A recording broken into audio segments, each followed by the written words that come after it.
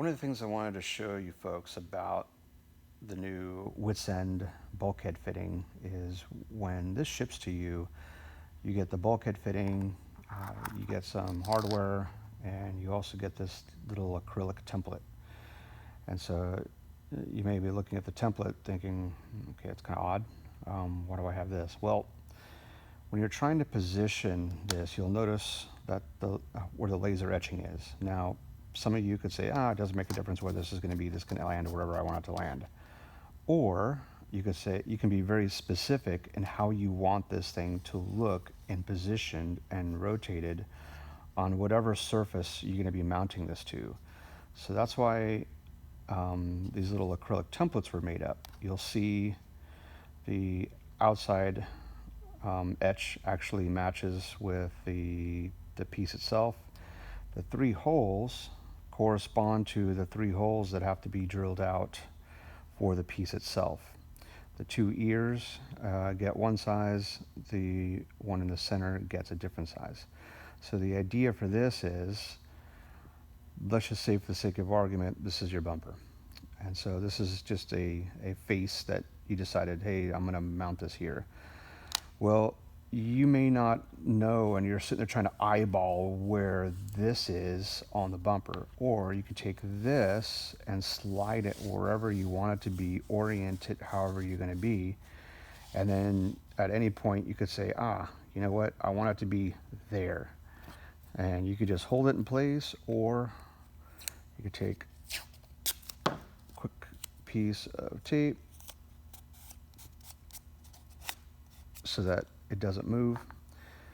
You could take a marker, you could take a crease pencil, you could take a pen, pencil, whatever it is that you're going to use. In this case, I'm just going to have to use a pen. And now all I'm going to do is I'm going to mark where each one of these holes are. And then, now that's assuming I've already positioned this exactly how I want it positioned.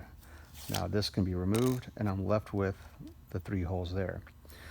Now this becomes really simple because all I need to do is, first I'm going to drill out for the center hole. Well, the center hole on this is 1/4 but the shank or the protrusion that's actually going to drop into the hole, this is just a touch under 3/4 inch.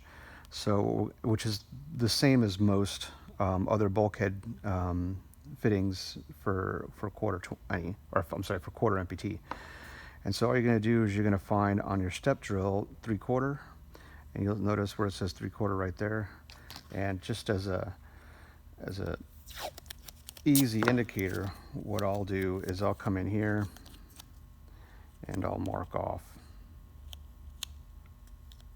up to 3/4. And so that makes sure that I don't push it past this mark right here. That's as deep as I'm going to go, is at that point. And the tape just acts as a real easy indicator of how deep the hole is going to go. So the first thing that I would do is I would just take a small, maybe even an 1/8 inch drill as a pilot hole into there. Heck, you can even do it to all 3. It doesn't really make a difference. But once the center hole is drilled out for 3/4 inch, this guy can now slide in. You can rotate this wherever you want, but you shouldn't really need to because you've already marked where you want it to be. Then what you're going to do is the hardware that I send you with is actually, these are actually 5mm button head cap screws.